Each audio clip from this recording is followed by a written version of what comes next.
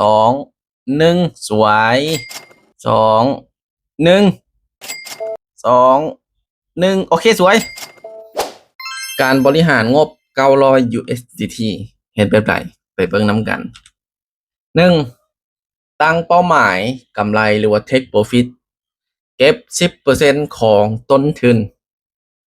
อยู่ที่900เหรียญ 10% ของต้นทุนเท่ากับ90เหรียญต่อ1รอบ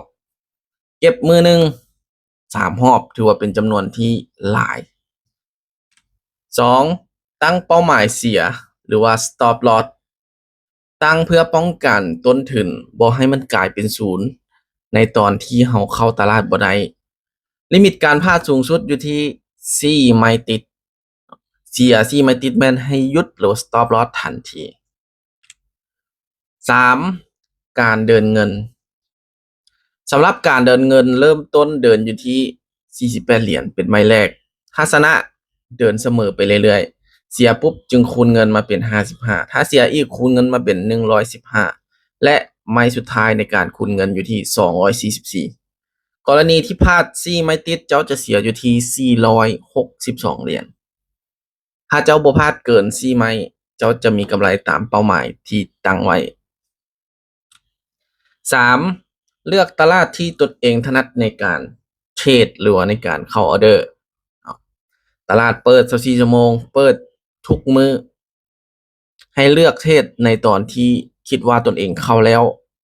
จะสามารถสร้างกำไรได้ตลาดบ่งามสวิงบ่เข้าเด็ดขาดและ5เลือกเทคนิคที่เข้ากับตลาดนั้นๆเลือกตลาดที่ถนัดแล้วก็ต้องเลือกเทคนิคที่เข้ากับตลาดที่เลือกพร้อมและข้อที่สำคัญที่สุดข้อที่6เทรดตอนที่อารมณ์ดีถ้าอารมณ์บ่ดีตัดปัญหาเลยก็คือบ่เข้าเทรดเลยคันอารมณ์ดีปุ๊บจึงเข้าเทรดตามแผนที่วางไว้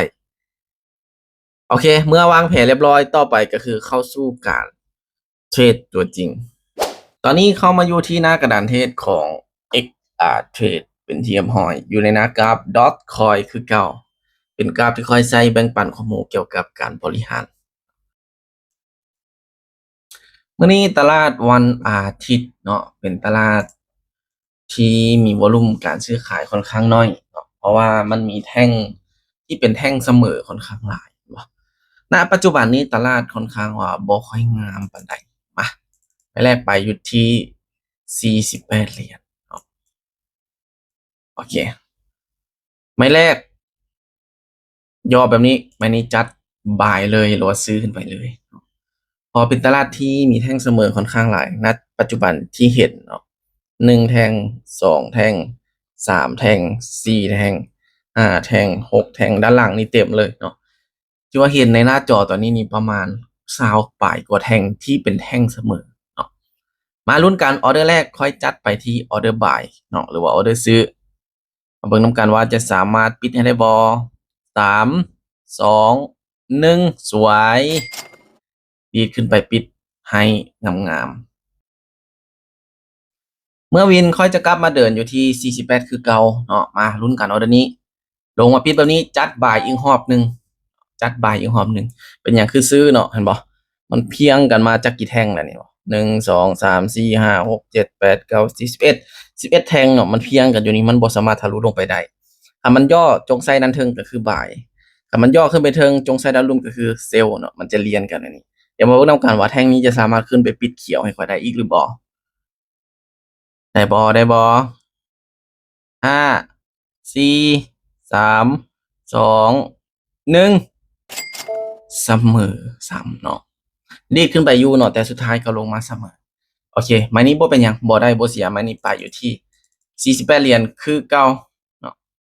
ตอนนี้มันลิ้นอยู่นี่หลายแท่งเติบละเนาะถ้าว่ามันสามารถทะลุลงได้นี่ค่อยจะเกี่ยมเซลล์เนาะถ้ามันลิ้นอยู่จุดๆนี้ก็จะเกี่ยมบายอีกคือเก่าอันปิดเต็มๆแบบนี้ค่อยจะเซลล์คันลงมาค่อยจะบายมาเบิ่งนำกันโอเคไม้นี้จัดเซลล์เลยเนาะอันนี้จัดเซลล์เลยเนาะเพราะว่ามันขึ้นไปด้านเทิงเนาะมันขึ้นไปปิดเต็มด้านเทิงค่อยก็เลยจัดเซลล์ลงมาเดี๋ยวมาเบิ่งนำกันออเดอร์นี้จะลงปิดเซลล์ให้ค่อยได้หรือบ่เนาะมาเบิ่งนำกัน โอ้ตอนนี้นี่นิ่งมา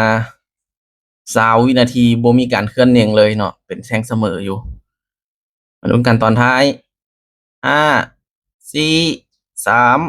2 1โอเคสวย เห็นบ่ทุกคนอันนี้เป็นวิธีเทรดในตลาดที่มันเป็นแท่งน้อยๆเสมอเนาะเราต้องกดประมาณวิสุดท้ายเนาะจึงจะเห็นผลเนาะอันกดก่อนนี่มันอาจจะดีดเปลี่ยนตอนช่วงท้ายเนาะก็เลยว่าจัดไป3ออเดอร์เนาะเสมอ1ชนะ2ตอนนี้กำไรเราอยู่เป้าแล้วเนาะกำไรเราตามเป้าหมายแล้วเนาะ91.2กำไรเราตั้งอยู่ที่ 10% หรือว่า90เหรียญเกินมา1เหรียญก็ถือว่าจัดไป3ออเดอร์วินเลยเนาะฮอดเลยฮอดเป้าหมายเลยมาเน้นๆเนาะไม้แรกวินไม้ที่2เสมอไม้ที่3วินเนาะทำไปเบิ่งวินเลทอยู่ที่ 66.66% เป็นอย่างวินเลทคือบ่แม่น100เนาะไม้เสมอมันจะนับเป็นไม้เสียเนาะมันจะคิดไล่เปอร์เซ็นต์เป็นไม้เสียกำไรเฮาอยู่ที่ 91.2 เนาะงามๆเลย คลิปนี้ค่อยบ่ได้สร้างขึ้นมาเพื่อชักชวนแต่อย่างใดเนาะเป็นการสร้างขึ้นมาเพื่อเป็นแนวทางให้ความรู้สำหรับคนที่อยู่ในวงการนี้เนาะที่บ่รู้จักการบริหารการเลือกตลาดต่างๆเนาะสามารถเบิ่งคลิปนี้เป็นกรณีศึกษาได้สุดท้ายทุกๆการลงทุนมีความเสี่ยงเนาะไผที่ยอมรับความเสี่ยงบ่ได้ค่อยบ่แนะนำให้เข้ามาในวงการนี้เพราะว่าความเสี่ยงสูงแรงมันสามารถเปลี่ยนเงินของเจ้าให้ทวีคูณเป็นหลายๆเท่าได้และมันก็เฮ็ดให้เงินของเจ้า หายกลายเป็นศูนย์ได้ภายในพริบตาศึกษาดีๆก่อนลงทุนเอาไว้เจอกันคลิปต่อไปสำหรับคลิปนี้บ๊ายบาย